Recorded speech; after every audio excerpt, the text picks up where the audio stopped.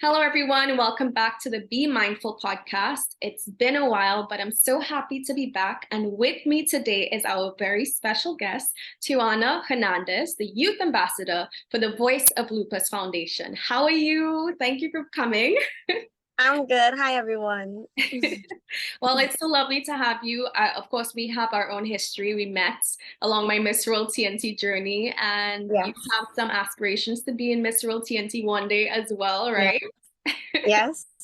Oh gosh, I hope to see you there. I wish you all the best with that journey as well when we have our casting. So can you tell us a bit about yourself? Yes. So my name is Tiajuana, and I am a lupus survivor, but I'm also a musician, and I'm also a primary school teacher, and I have my own music school in Maracas Valley. Yes. So we are Maracas Valley sisters and Yes. we're representing. So I'm so happy that you're here, like I said. First of all, can you just tell us what is lupus? Can you give us some insight on what it is? Yes. So lupus is an autoimmune illness, meaning that your immune system, it fights your healthy cells. So instead of fighting viruses and bacteria, it fights your organs and your white blood cells. So I have lupus and there are different types. Some persons say that lupus is actually genetic. Some persons don't know how you get lupus. I was diagnosed while I was in my 20s, and it's 99% females and 1% males that would have lupus. So, yeah, that's what lupus is. Yeah, wow. Okay, well, firstly, I've told you on many occasions how proud I am of you. You are a fighter. You are so inspirational, and I'm honored to know you and get to know you more. So thank you for what you're doing representing, well, the cause and bringing awareness to it.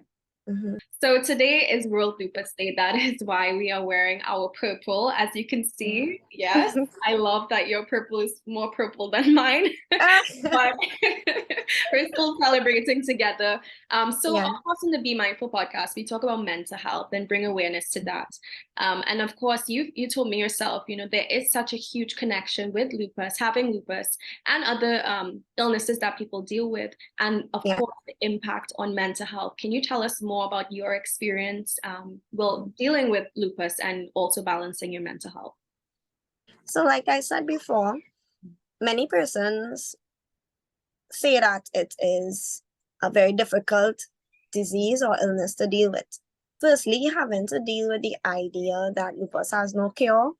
It's the first thing that hits you when you find out that you're diagnosed and you Google it. You see no cure, autoimmune, and you feel like, oh, no cure, so I have to live with this forever.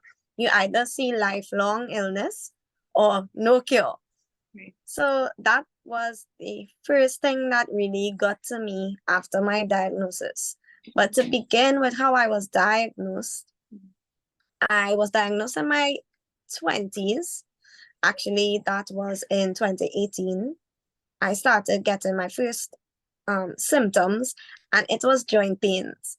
I used to make jokes about it, like, oh, I have juvenile arthritis. It was a joke. And then it got worse. I thought it was because I grew up in the valley and it was very cold. Mm. However, when you really paid attention to it, my hair started getting thinner. I had a lot of hair. It was very thick, very curly, and it started getting thinner. I was not sure what was the reason. So eventually I started getting rashes or lesions on my skin. And going to find out at our government hospitals, it took a very long time to get diagnosed. However, I had to do several tests. It spread throughout my body where I got a lot of rashes. But the most common rash that a lupus patient would have is a butterfly rash on their face. But to my surprise, I did not get it on my face. I got a lot of it on my eyes, on my eyelids, and in my case, it would turn almost like I had vitiligo. Right. It would look white or two colored. So dealing with that in itself, being a young girl who wants to model, wants to, be a role model to kids and stuff, you'd have to answer questions to children and they would be like, Miss, what is that on your skin? I commend you so much, because when I met you, I wouldn't have guessed that was your story, all the struggles that you faced and you overcame, and you're still so gracious and so kind and sweet. So I just want to say that thank you for just being who you are, and you are beautiful. I know you said your hair was your pride and joy. Yeah. And I know as a woman, I understand, but you are so beautiful. Just you as a being. It's not just one thing. Everything about you is beautiful. I met with persons from the Lupus Foundation and I realized I wasn't alone. There was a whole lot of people besides myself in Trinidad and Tobago that had lupus. So it wasn't 1 in a million. Yeah. And I visited New Jersey and the foundation they held a, was it a dinner? Yeah, they held a dinner and I decided to attend and I got up and danced because I was so happy that the point in time when I was attending, I was walking again. Yeah. Even though it was painful. So my aunt, my mom and I, we attended and other lupus patients were actually there. Some weren't able to come on the dance floor, but what that foundation did was they provided a space where you could get up and just be free around persons that share the same or similar trials. Yeah. You definitely made a safe space. Yeah. This is why I keep saying it's so important that we have safe spaces. We're all going through these things, like you said, the invisible scars, whether it be depression, anxiety, lupus, diabetes, anything. Just being kind to each other is important. And because it is World Lupus Day today, right? Yeah. What would you like to tell the world? What are your closing thoughts on lupus awareness? Anything? I would like to tell everyone, try to educate yourself. If you have never heard about lupus before, you could go today, because it's World Lupus Day, and type in lupus. There are many types. I have SLE lupus, so you can look up SLE lupus. And you could tap into the foundations around the world. There are so many. There's one in the UK. There's the Lupus Foundation of America, and they have branches in every state.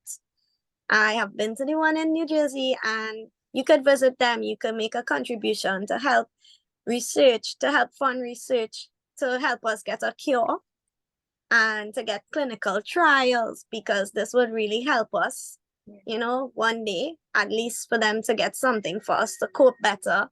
And wear purple today, because that's the smallest way that you can show support. Yes.